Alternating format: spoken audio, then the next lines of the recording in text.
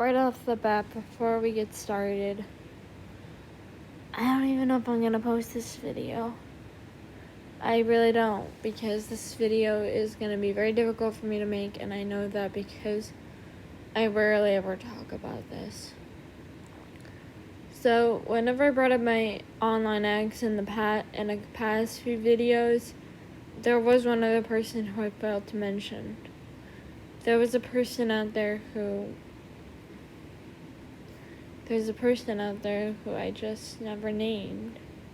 I don't even remember their name because I was so young. I'll give you the story. When I was around 4 to 5 years old, maybe even 3 at the youngest, we were housing these 2 kids because your mother went away on a summer-long business trip. She was away for months. So because of that, we had to look after them because she couldn't bring them along. And one of those boys, I don't know what to call him, so we're just going to call him Guy. Guy basically was a person who, he was around maybe 16, maybe 15, and I was, once again, as I said, 4 to 5. And it's very hard for me to talk about it, but he did end up touching me inappropriately.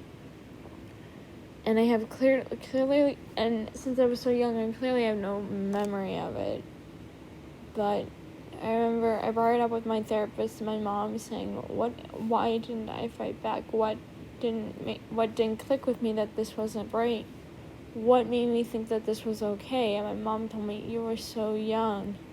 You didn't know any better. And it breaks my heart that, not that I was stupid, but I was so young when it happened. Because if it happened to me now, I would have known better than to go along with it. I would say no. And I have said no to guys who come on to me. I say no all the time. But at what cost did I have to learn that lesson? I just want you guys to know that no matter what, it's never your fault for what happens to you. Don't blame yourself for your sexual assault stories. It's the perpetrator to blame. And I obviously couldn't report him to the police because he was a minor. He was 16. And I was so young, I didn't know what he was doing. I didn't know that what he was doing was wrong. And I had no idea. And I feel so stupid. But I know I shouldn't. Because I know it wasn't my fault. I know it wasn't. But I just want you guys to know that no matter what, you don't owe anyone anything. Consent is everything, as Illymation said. It's okay to say no. And sometimes you have to. Because it can really mess with you in the long run if you don't. It's okay to be selfish, and it's okay to say, look, I don't want to do this, or, oh no, this makes me uncomfortable.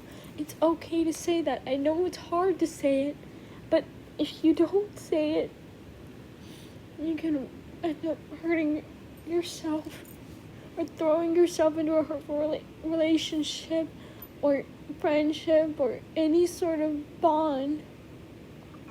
My online ex was the first real lesson I had. It just hurts. I hope you guys know that I really don't talk about this much at all.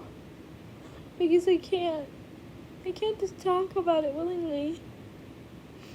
I shove it down in my brain so far that I barely even remember anything. And I told my therapist about it. I told him what I could remember, and I told him that I have barely ever spoken about it to anybody. And if you're gonna give me hate, just understand one thing. I was so young. I was so indifferent. I didn't know what sexual assault was. I didn't know the concept of saying no. I didn't know what he was doing was wrong.